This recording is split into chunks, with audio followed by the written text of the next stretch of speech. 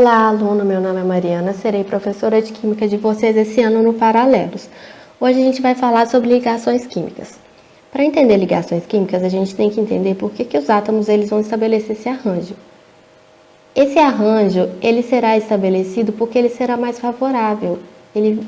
Os átomos eles adquirirão mais estabilidade quando eles estiverem em um determinado arranjo do que se eles estivessem isolados. Ou seja, eles estarão mais estáveis em uma condição de energia mais baixa. E o que está envolvido nessas ligações? O que envolve essas ligações são os elétrons mais externos desses átomos, os elétrons que estão na camada de valência. E para você entender quantos elétrons tem na camada de valência, você precisa entender as famílias da tabela periódica e eu peço que vocês acompanhem essa aula com uma tabela periódica ao lado. Além de entender a camada de valência do átomo, precisa também entender a regra do octeto. O que é a regra do octeto? Ela diz o seguinte: um átomo ele vai adquirir estabilidade quando ele possuir 8 elétrons na camada eletrônica mais externa, que é a camada de valência. Só que a gente tem uma exceção, que os átomos que estão no primeiro período, eles vão se estabilizar com só dois elétrons na camada de valência, que é o exemplo do hidrogênio e do He, tá? E como que a gente vai entender quantas valências tem cada átomo? Olha, a valência é a capacidade de um átomo se ligar ao outro. Aqui a gente tem exemplos do hidrogênio, oxigênio e carbono. Vamos falar do oxigênio. O oxigênio, olha aí na tabela, ele está na família 6A, certo? Entendendo a família 6A, você sabe que ele tem 6 elétrons na camada mais externa, na camada eletrônica mais externa, que é a camada de valência. E para ele atingir a regra do octeto, 6 elétrons, para atingir 8, 2. Ou seja, o oxigênio ele tem 2 valências, ele será bivalente. Agora nós vamos falar sobre a ligação iônica. Na ligação química a gente tem a ligação iônica, a ligação covalente e a ligação metálica. Olha, a ligação iônica ela será realizada quando ela vai envolver um metal e um não metal. Não necessariamente esse não metal vai ser um elemento, um átomo só. Ele pode ser um íon orgânico, que a gente tem os exemplos dos sabões, né? Na química orgânica que vocês vão aprender mais para frente. E o que vai manter essa ligação iônica? Vocês se lembram que eu falei agora no início da aula que a ligação ela envolve os elétrons da camada de valência, certo?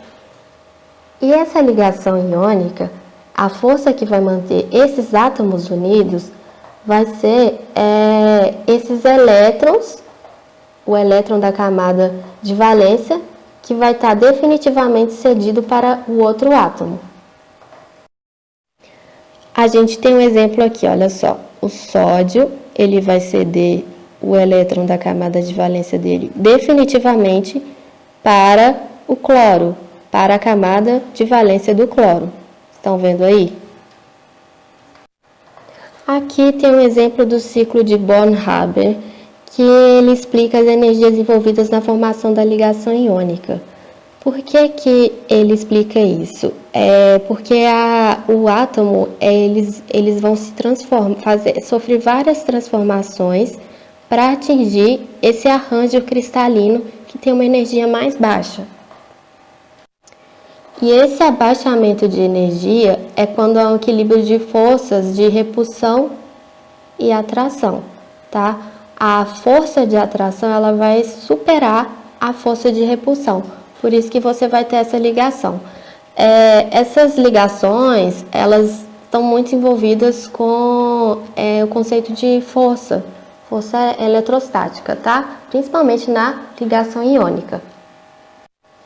E a gente sabe, aluno, que os metais, ele tem uma maior tendência a perder esses elétrons. Portanto, eles se transformarão em cátions. E os não metais, eles têm uma tendência a atrair elétrons, né?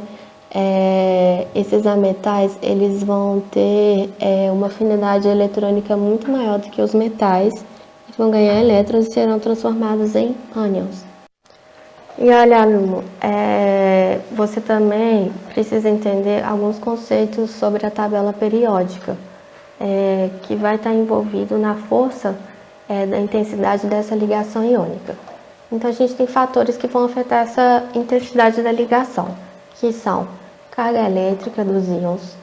Quanto maior for a carga elétrica do íon, maior será a força atrativa entre eles. O raio iônico, quanto menor o raio iônico, maior será a força eletrostática atrativa entre esses íons. E também a gente tem os arranjos cristalinos, que eles vão afetar também na intensidade dessa ligação, só que ele não é aprendido ainda no ensino médio. Mas você precisa de saber que o arranjo cristalino ele pode afetar também na intensidade dessa ligação iônica. Outra propriedade que você precisa entender sobre esses compostos iônicos são as propriedades físicas, que envolvem a temperatura de fusão e a temperatura de ebulições normais. Elas geralmente são elevadas. Por quê? Porque em virtude da ligação iônica ela ser muito intensa, tá? Na maioria dos casos. E o estado físico da maioria desses compostos iônicos é sólido. E quanto à solubilidade desses compostos, eles não vão dissolver em compostos apolares, tá?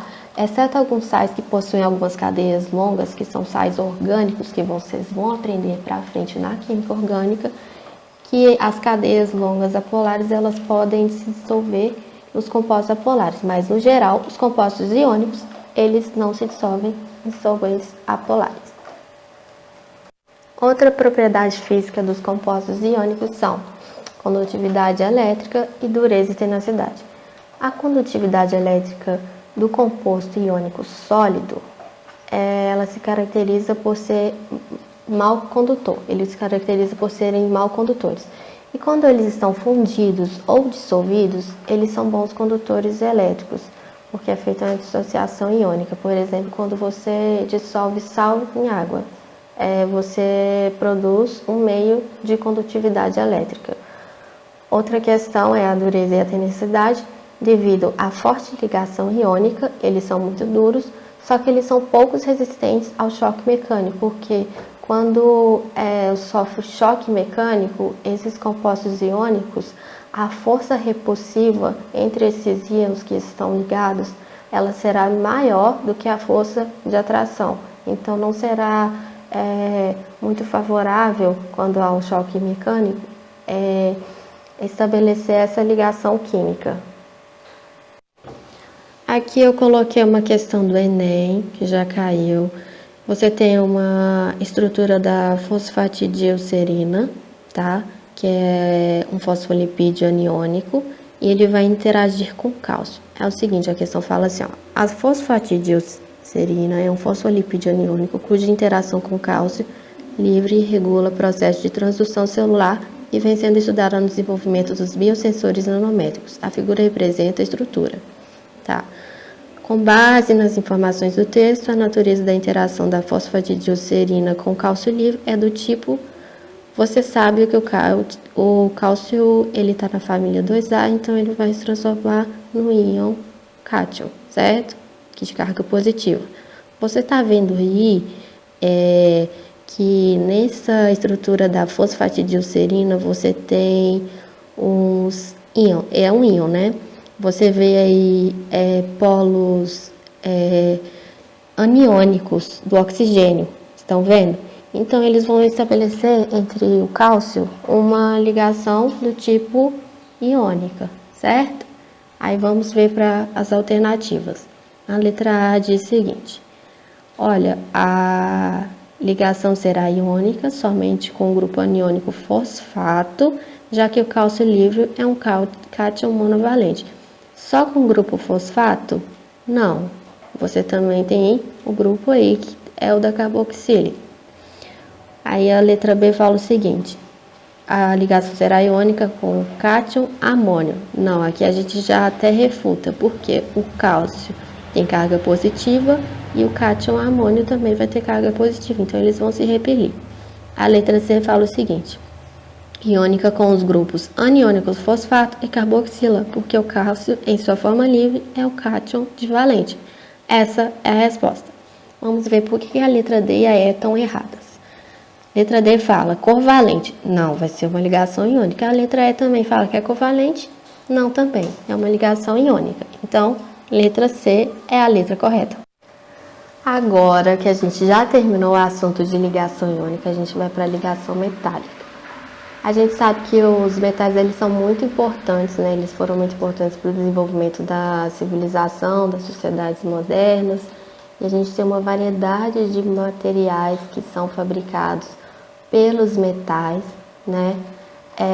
E esse modelo de ligação metálica, ele vai explicar por que você tem uma grande ligação do número de átomos idêntico de um metal puro e também por que a gente tem ligação de átomos diferentes, como por exemplo em algumas ligas metálicas. Para entender a ligação metálica, você tem o modelo do mar de elétrons, que os elétrons de valência, eles ficam confinados, eles ficam distribuídos aqui nessa estrutura. Então, assim, é bem simples, tá? A ligação metálica.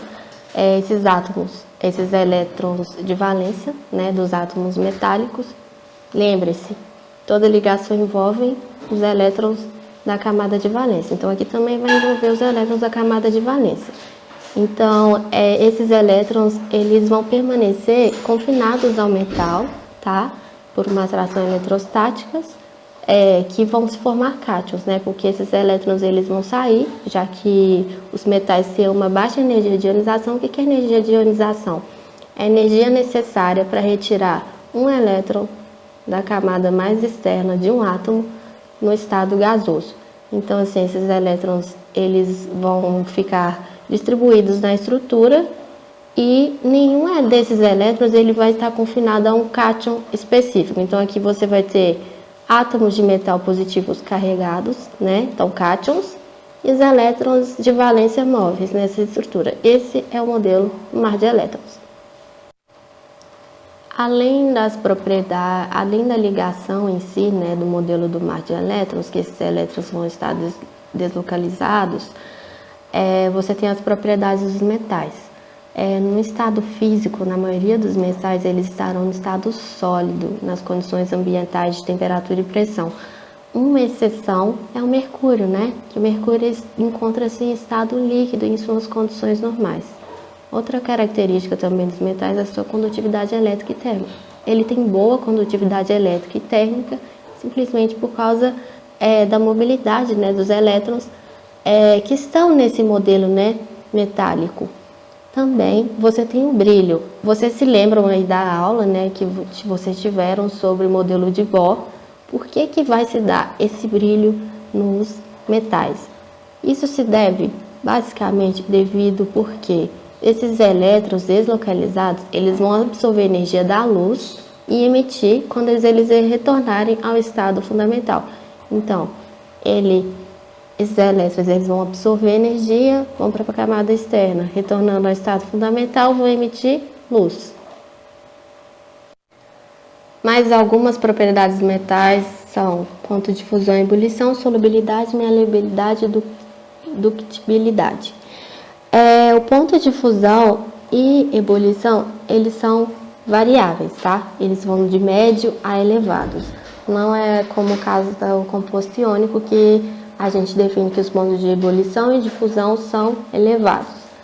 Quanto à solubilidade, eles são insolúveis em solventes moleculares comuns, tá?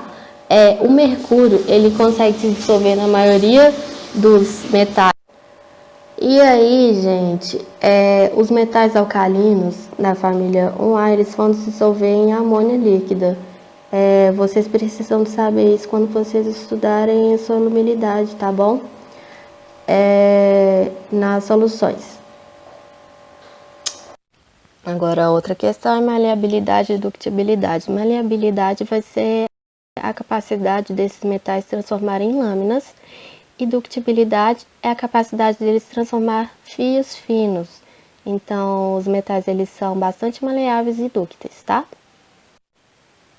Aqui a gente tem uma questão do Enem. Ela fala o seguinte: A palha de aço, um material de baixo custo e vida útil pequena, utilizada para lavar louças, é um emaranhado de fios leves e finos que servem para remoção por atrito de resíduos aderidos aos objetos. A propriedade do aço que justifica o aspecto físico descrito no texto é: olha só, ele fala que ele é um emaranhado de fios leves e finos que servem para remoção por atrito de resíduos. Então, ele está falando da ductibilidade. Letra A, letra correta. Novamente, agora a gente vai falar outra ligação química, que é a ligação covalente.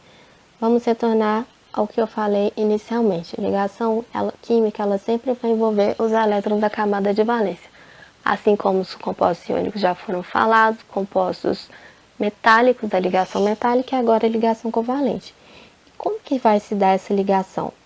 Essa ligação covalente, ela vai ser formada por dois não metais. Esses dois não metais, eles vão compartilhar os elétrons na camada de valência. E esse compartilhamento vai formar a ligação covalente, que vai levar a uma formação de uma espécie menos energética, mais estável do que o átomo isolado. E o que é essa ligação covalente? Já que os ametais, eles não têm tendência a formar cátions, eles têm tendência a formar ânions, não seria viável formar ligações entre dois ânions, certo? Porque são de mesma carga e teria uma força eletrostática de repulsão.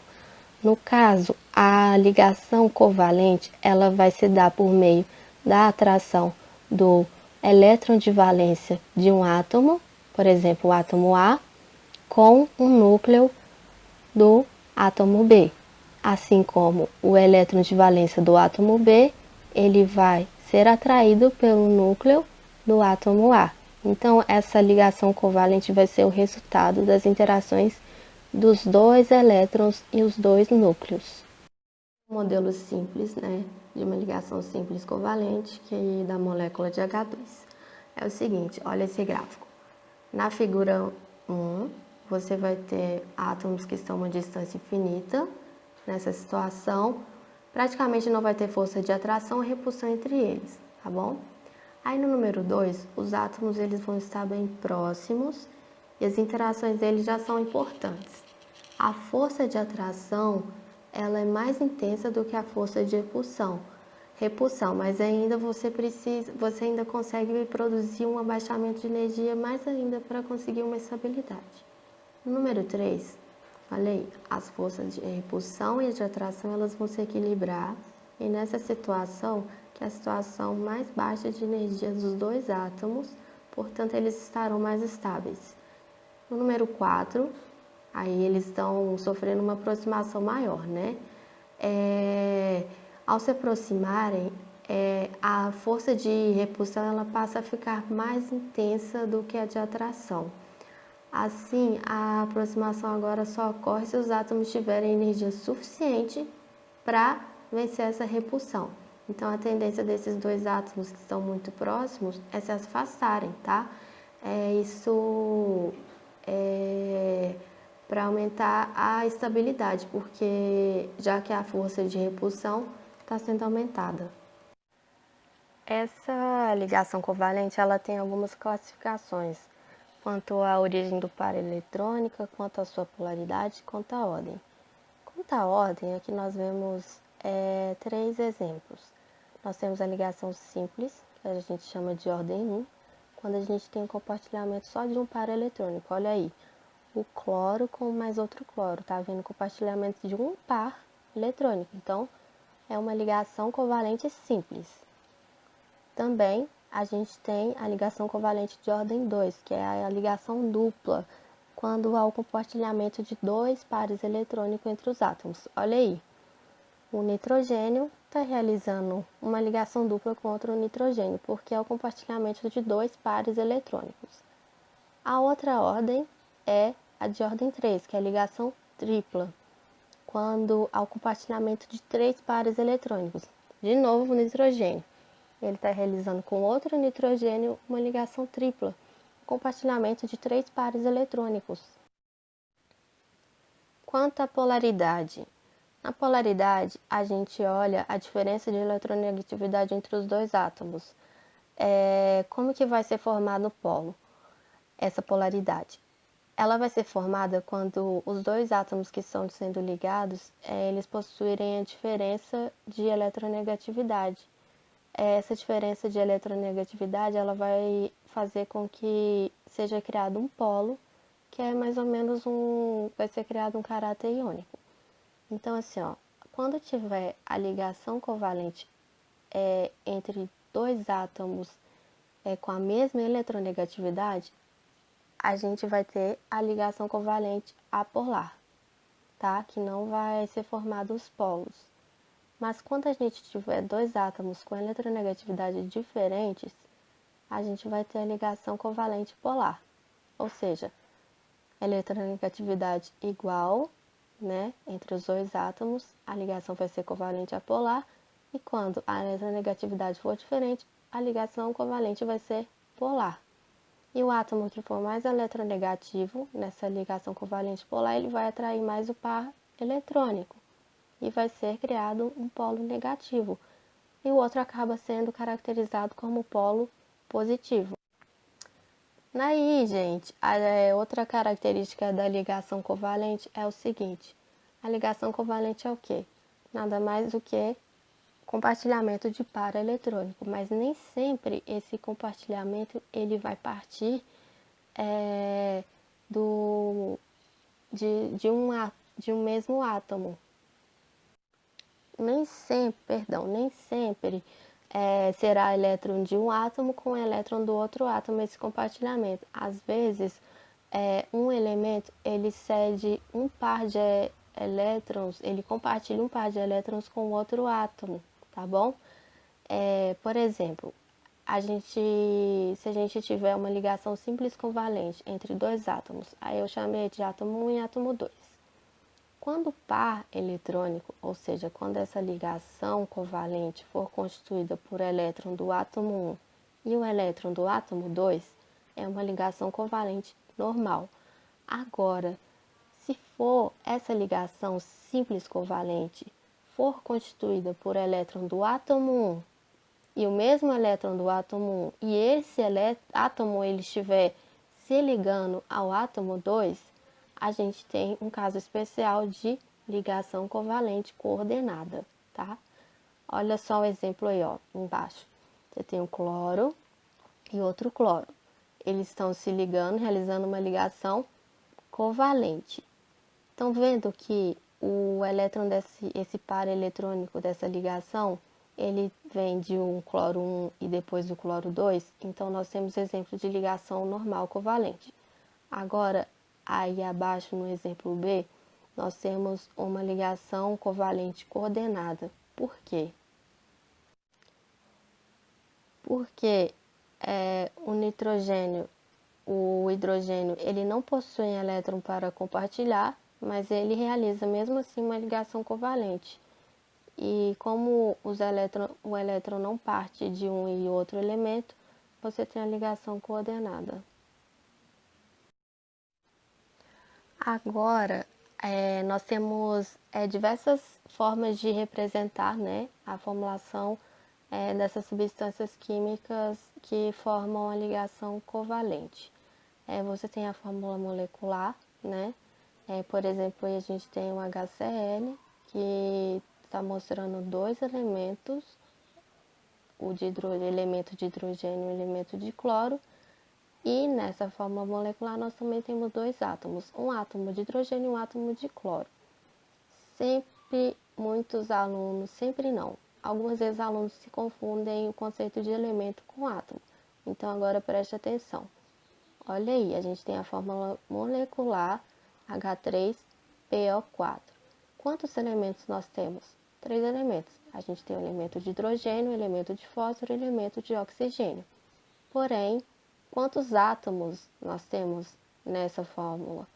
A gente tem 3 átomos de hidrogênio, 1 átomo de fósforo e 4 átomos de oxigênio. Portanto, nós temos 8 átomos nessa fórmula molecular. Outro tipo de mostrar a formulação dessas substâncias químicas. A gente tem a fórmula estrutural, em que será representado uma ligação covalente simples por um traço. Quando for uma ligação covalente dupla, 2 traços, ou ligação covalente tripla, 3 traços. E quando for ligação covalente coordenada, você vai representar por uma seta, tá?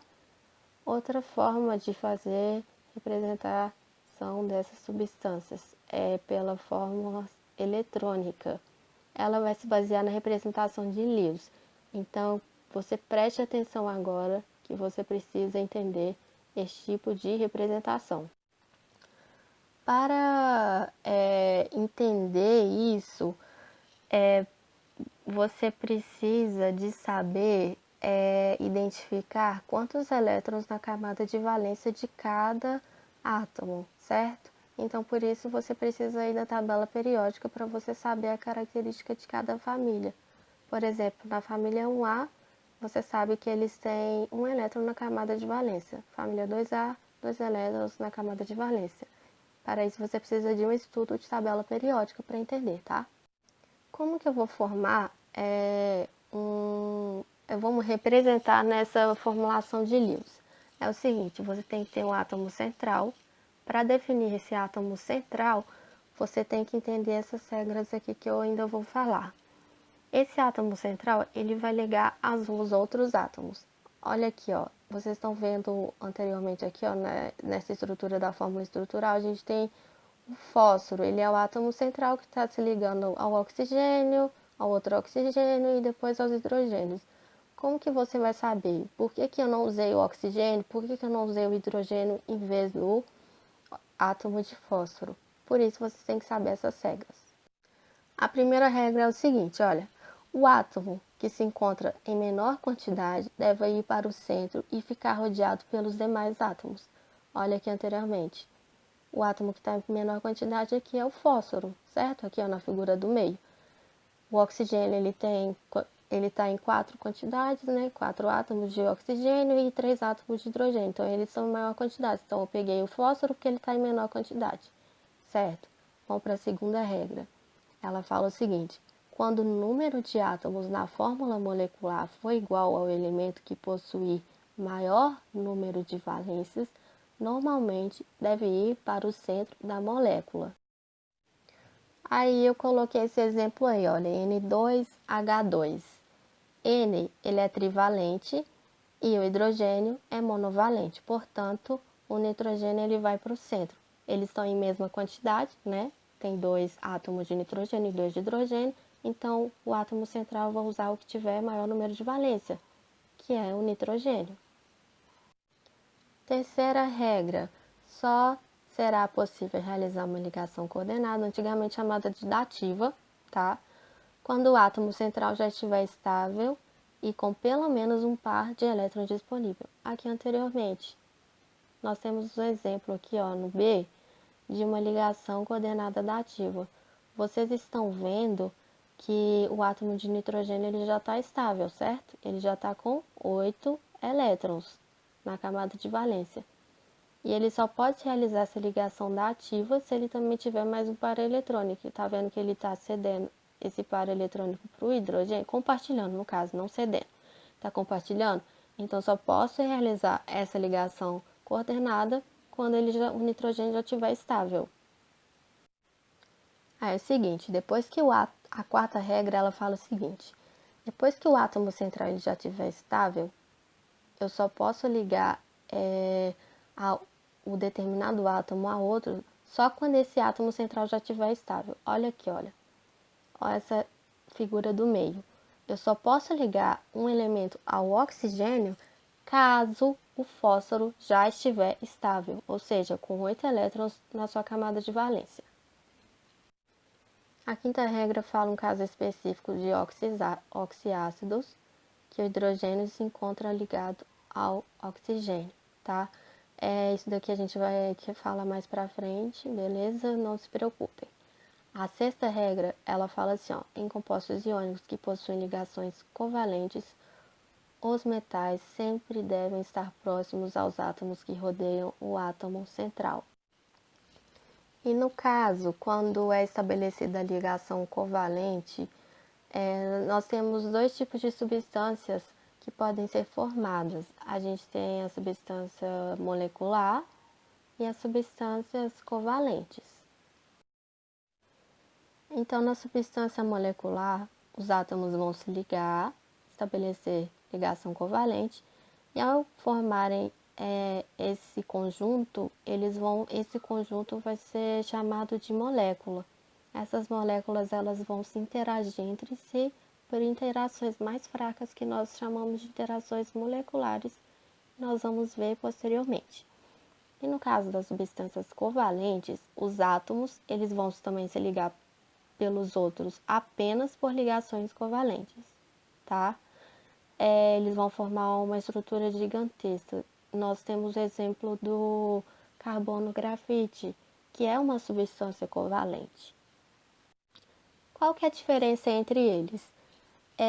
As substâncias moleculares e as substâncias covalentes, eles terão propriedades físicas diferentes, tá bom? Como que será a temperatura de fusão e ebulição da substância molecular?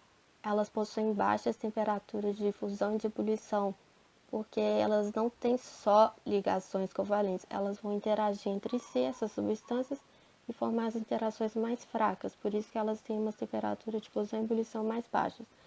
Já as substâncias covalentes, elas vão possuir altas temperaturas de fusão e ebulição, para romper a ligação covalente, que é uma ligação mais forte. Quanto ao estado físico, as substâncias moleculares são mais variáveis. Pode encontrar estado sólido, líquido, gasoso, tá? E na substância covalente você vai encontrar somente substâncias sólidas a temperatura ambiente.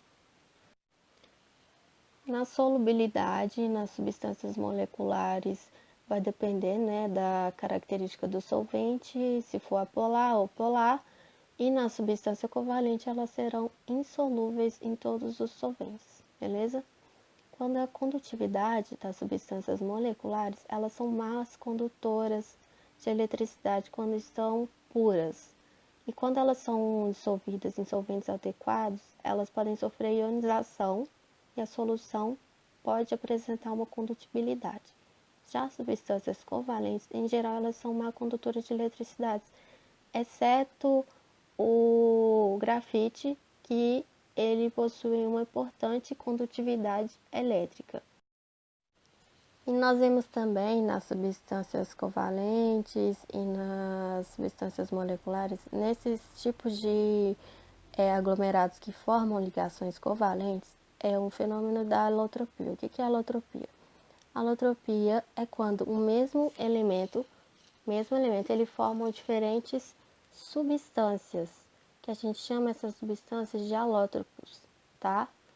A gente tem a alotropia do oxigênio, do carbono, do fósforo, do enxofre, e aqui eu vou mostrar um exemplo. A alotropia do oxigênio, a gente tem o oxigênio, o gás oxigênio, que é o O2, e o ozônio, que é o O3. Elas são substâncias diferentes, que apresentam propriedades físicas e químicas diferentes, tá? E elas têm atomicidades diferentes. Então, olha, elas são formadas pelo mesmo elemento, que é o elemento oxigênio, porém elas têm atomicidade diferente, são moléculas diferentes. Outra alotropia é do carbono, que o carbono ele pode ser encontrado em carbono grafite, o carbono diamante e o fulereno. Mais outra alotropia é a alotropia do fósforo. A gente tem dois alótropos importantes do fósforo que geralmente caem em muitas questões, perguntando sobre as características dele, que são diferentes. A gente tem o fósforo, e escrevi errado, é fósforo. Fósforo branco, ele é constituído pelos átomos ligados a 3 outros átomos. Então, a gente tem a estrutura P4, certo? Ele tem uma fórmula molecular tetraédrica, que isso aqui a gente vai ver depois, como se dão a geometria das estruturas.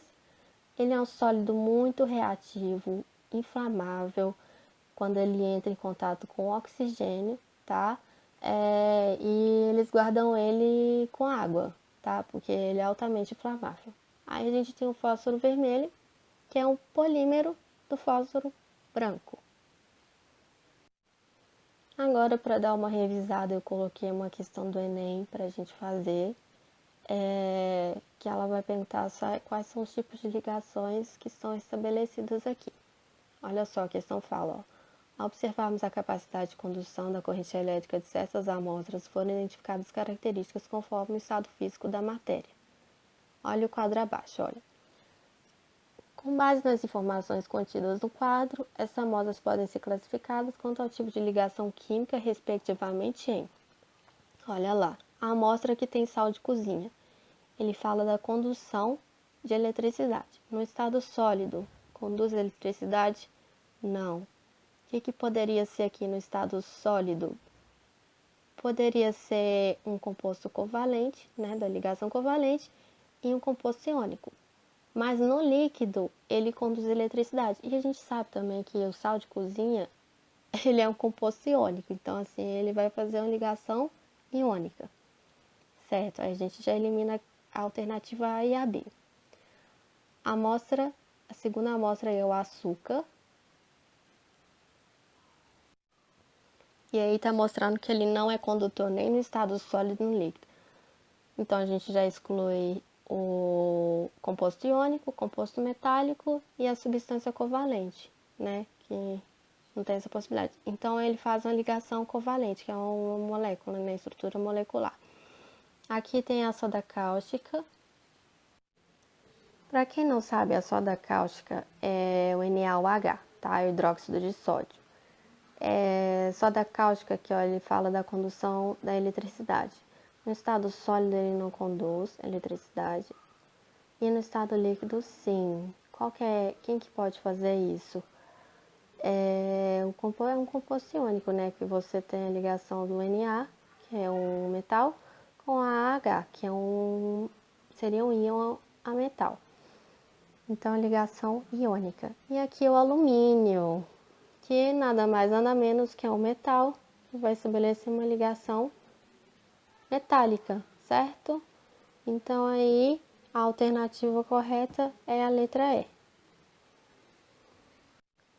Gostaria de agradecer pela sua atenção durante a aula e eu peço que vocês façam o exercício que eu coloquei no mural do cursinho.